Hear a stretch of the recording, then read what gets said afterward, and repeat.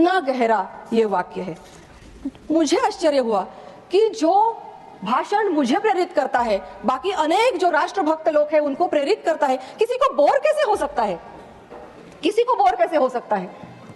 लेकिन मैं एक अध्यापक हूं, मुझे मालूम है कि कुछ स्टूडेंट्स की ऐसी कुछ दिमाग की हालत होती है, बौद्धिक क्षमता कुछ ऐसी होती है कि उनको कुछ समझ में नहीं आता, उनका कंसंट्रेशन भी नहीं होता, उनका ध्यान नहीं लगता, कभी कभी वो बोर हो जाते हैं, कभी कभी सो भी जाते हैं।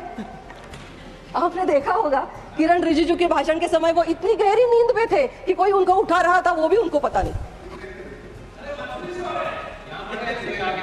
तो ऐसी बात करने वाले कभी कभी जागते हैं और जागने के बाद क्या बात करते हैं कि हमारी लड़ाई किससे है? भारत की राष्ट्र संस्था के साथ हमारी लड़ाई है, राज्य संस्था के साथ हमारी लड़ाई है, मतलब अपने ही राष्ट्र से लड़ेंगे। ऐसी राष्ट्रद्रोह की भाषा जब वो जगते हैं तब करते हैं। मुझे दुख भी होता है, दर्द भी होता है, शौक भी लगता है, जैसे हमें शौक लगा ना कि वो ऐसी कैसी बात कर सकते हैं, एक सांसद होकर ऐसी कैसी बात कर सकते हैं। वही विषय है, एजेंडा जो है बजट का, मैं आपको उत्तर नहीं दूंगी क्योंकि आपका एजेंडा अलग है, आपका एजेंडा अलग है। राष्ट्रभक्ति के ऊपर ये बजट राष्ट्र को समर्पित बजट है। जिनका माइंड राष्ट्रद्रोही है ना, उनको ये बजट निराशाजनक लगेगा।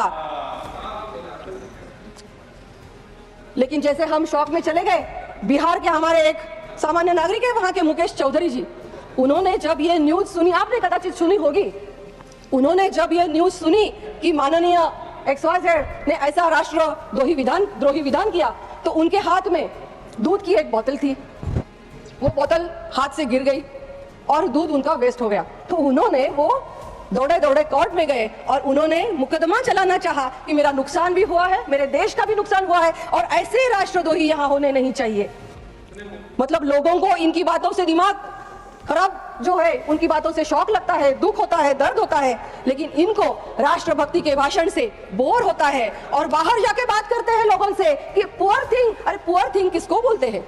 पुअर थिंग किसको बोलते हैं? भारतीय नारी का एक अपमान। वो पद है, वो छोड़ दीजिए, वो पद पर है, वो छोड़ दीजिए। कोई भी भारतीय नारी का अपमान अगर करेगा तो श्राप लगेगा ही। दिल्ली की चुनाव ने यह बता दिया है।